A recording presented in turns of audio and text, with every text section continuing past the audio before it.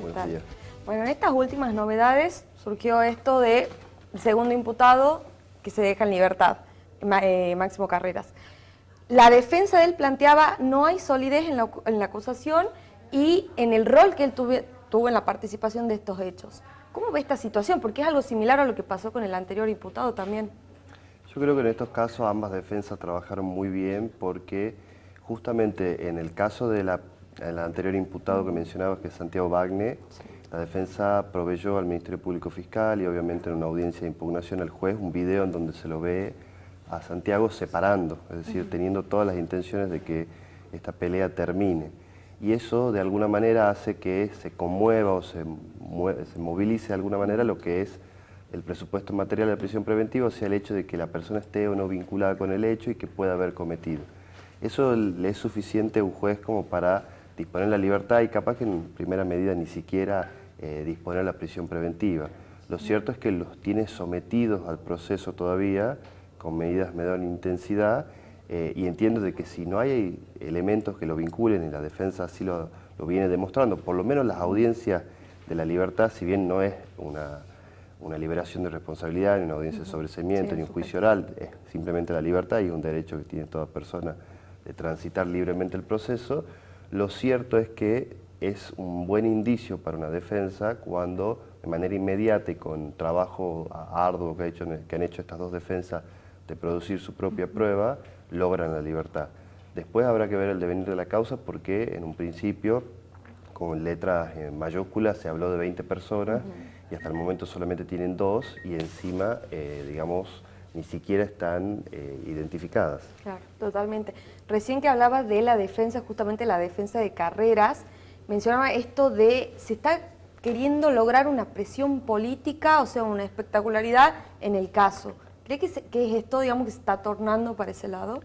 Al principio tenía todos los tintes de eso por el hecho de que previo a identificar esas personas y a saber con claridad quiénes habían estado involucrados, hubo muchas declaraciones de sectores políticos, hubo muchas declaraciones del jefe de policía, hasta el propio gobernador, y una vez que fueron detenidas estas personas, o por lo menos las dos que creían que estaban vinculadas con el hecho, fueron enviadas directamente a Benjamín Paz como una suerte de castigo de mandarlos a la nueva prisión, que supuestamente es un faro en materia de seguridad. Buscar la máxima gravedad. Buscar toda la grandilocuencia del traslado, porque además se lo vio el traslado, se lo hizo con medidas de seguridad, como si se estuviera trasladando al Chapo Guzmán, o sea, chaleco antibala, casco, un escudo. La realidad es que esas medidas de seguridad, si bien son impactantes, tienen un sentido cuando el preso es de alto perfil y puede ser víctima de algunas represalias, se lo traslada así. Yo he visto un montón de otros presos que tranquilamente se los traslada esposados porque no representan nada más que un peligro, más si están esposados, pero ahí vemos las imágenes. Creo que hubo una presión política. Obviamente los jueces no se pueden ver presionados por esto. Por suerte, los dos magistrados que ordenaron la libertad no se vieron presionados, pero estuvo la presión política y también la presión del cuarto poder, que son los medios. Porque en un momento empezó la comparación con el caso Fernando Báez Sosa. Y si bien existen algunas similitudes, la comparación no es de ningún modo feliz y además no es justa, porque a Fernando Báez Sosa lo golpearon por la espalda, lo tiraron al piso, le patearon la cabeza, lo mataron en el lugar.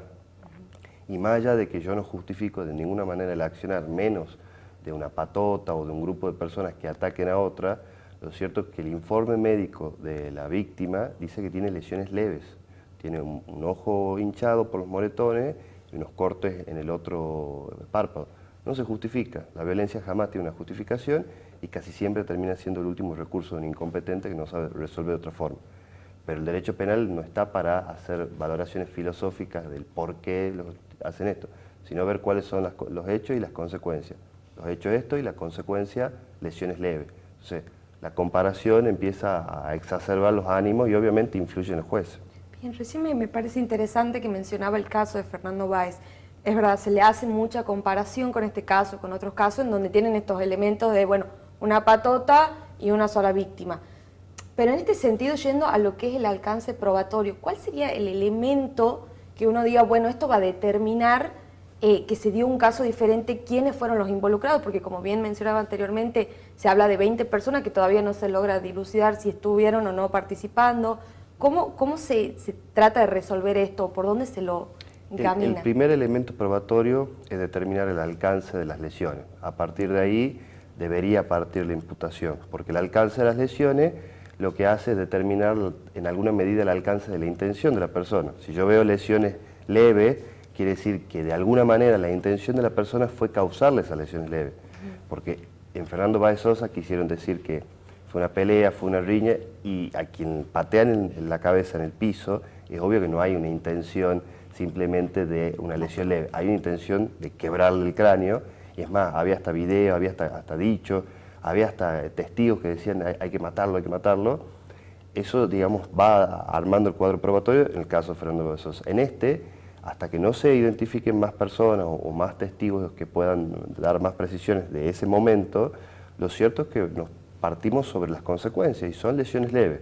Y esa es la prueba que hay, porque un médico forense lo revisó, no es que fue el médico de los chicos, del chico Carrera, el chico Bagni o el médico de la defensa, fue un médico del Poder Judicial, lo revisó al joven y dijo, estos son lesiones leves.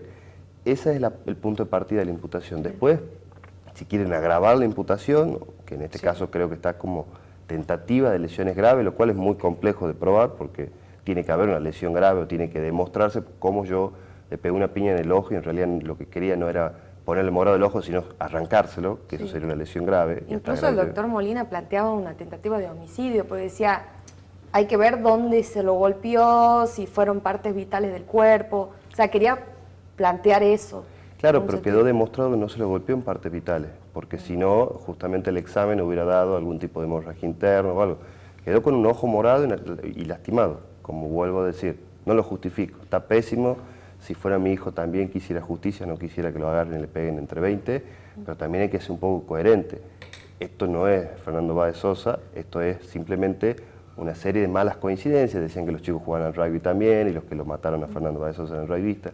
Hay una serie de malas coincidencias, pero nosotros los abogados por lo menos tenemos que ir un poquito por encima y también transmitir a la sociedad, porque si no, cada pelea que tengamos en la calle va a ser considerada una tentativa de homicidio, simplemente por el hecho de que nos hemos peleado y yo gané y vos perdiste. Y como vos perdiste, vos vas a decir que yo te quise matar porque me has visto en los ojos una mirada asesina.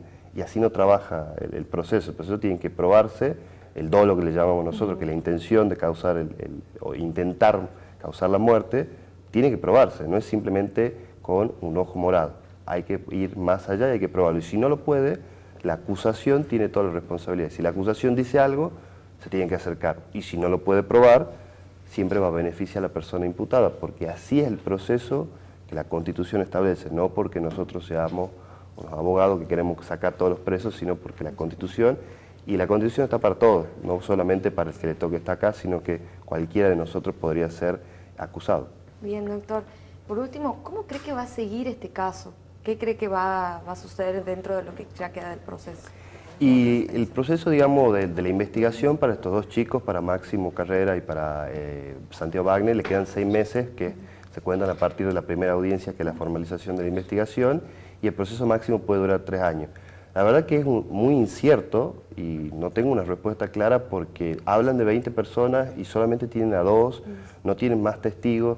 La verdad que creo que, y con el mayor de los respetos hacia la acusación, Ministerio Público Fiscal y también a la policía, hay que empezar a ser un poco más serio en las investigaciones que se hacen, porque si han hablado de 20 y han hecho toda una grandilocuencia con los 20, no puede ser que tengan 2 y esas 2 encima ya estén en libertad porque son los 2 que justo no tienen nada que ver. Entonces, la verdad hay mucha incertidumbre, mucho show, diríamos los abogados, y nada concreto. Y lo cierto es que, más allá de lo que dije anteriormente, también el chico que lo golpeó merece justicia. Merece llevar a la justicia a los que realmente lo golpearon. No empezar a repartir acusaciones y detenciones por todos lados. Entonces, esa incertidumbre es peligrosa porque puede pasar como este, chico Santiago Wagner, un video claro que él está separando y fue detenido. Bien, muchísimas gracias, doctor. Muchas gracias a vos. Sí, perdón, Germán quiere preguntar. Usted dice ahí que la intención de pegar una trompada no era matar.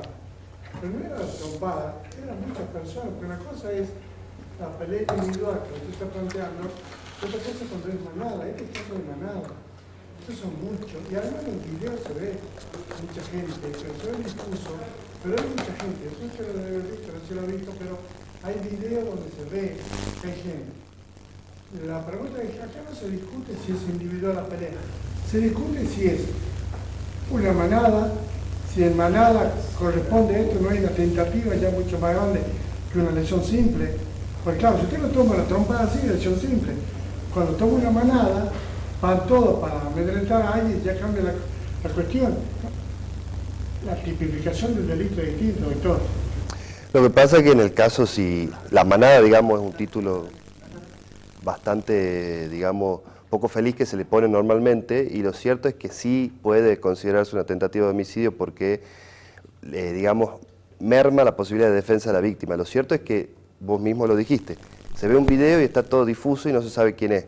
Entonces ahí no se puede, digamos, a los dos primeros que encuentro decir, bueno, es tentativa de homicidio porque eran 20.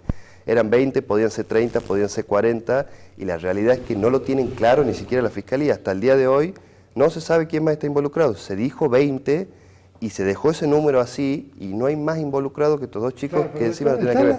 Doctor, volvamos, estamos haciendo una hipótesis. Acá se ven muchas personas.